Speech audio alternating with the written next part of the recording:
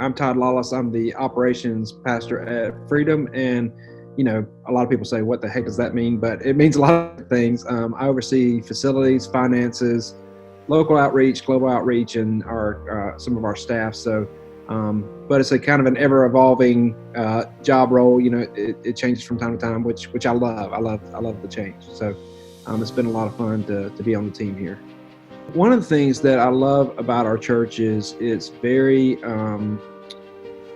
caring and genuine, and not that other organizations aren't, but I feel like people really can be themselves and people are accepted that way.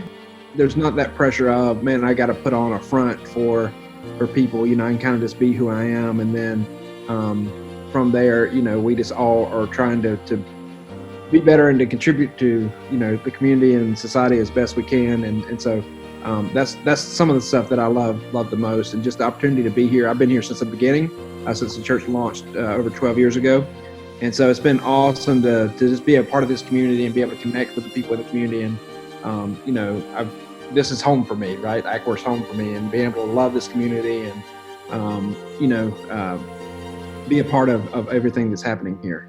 One of the things that we've been able to work with the YMCA on is, and some other organizations in the community, is helping to meet some of the hunger need in the community, which I think is a big one.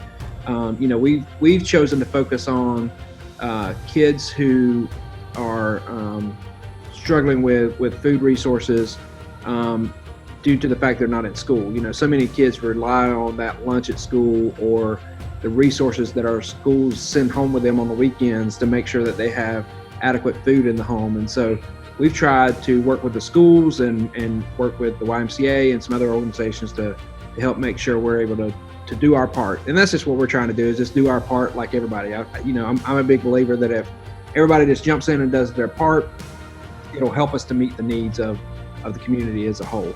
This week, we just went over 10,000 pounds of food, and that's about 750 families we've fed in 2.5 weeks that we've been doing this. And so it's been pretty remarkable to see what people have done. Ackworth's such a great community. I mean, I was on the phone with a person who runs a restaurant yesterday, and all they wanted to talk about, not so much about, how this has affected their business. They just wanted to talk about how they could help. So even in the midst of trying to figure out, hey, how do I keep my employees on the payroll, they're still looking for ways to help give back to the community, which is remarkable to me, because that just doesn't happen everywhere. There's very limited number of volunteer opportunities just because, everything's shut down, right? But I was telling somebody this the other day, the thing that's unique is right now I have access to more volunteers than I've ever had, right? But I can't utilize them, but there are, so if you go to freedomchurch.tv/care, we've set up a website where you can go and you can meet a need. So if you want to help in some way, whether that be a financial contribution, whether that be purchasing food to drop off to help families, all that's there. If somebody has a need, they can go in and list a need, and that could be as simple as saying, hey, I just need somebody to pray for me, or I need someone to talk to because I'm struggling and I don't know where to go or what to do. Because, one of the things that concerns me is just the mental health of people as this continues to go, and so we want to help with that as much as we can. And then also just like coming to help pack bags, we're doing that on a small scale with very few people.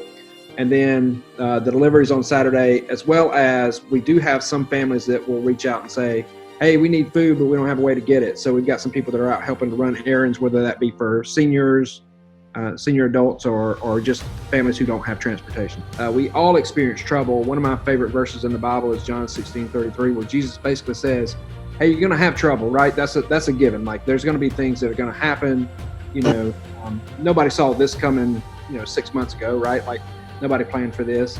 But in that, we can have hope that we'll come out of that. You can look back at other times in your life. For me, with faith being a huge part of my life, I can look back and see times where God has helped me through situations, and that has helped build my faith, and so I would just say, just hang on, Do the things that you need to do to get some help. Like we have resources, counseling resources, and people we can point you to that can be a tremendous help.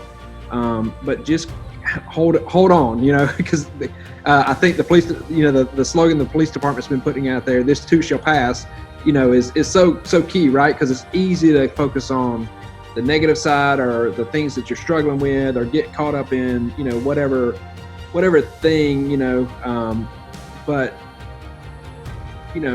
I have the saying, right? If you're looking for something positive, you're going to find that. If you're looking for something negative, you're going to find that, right?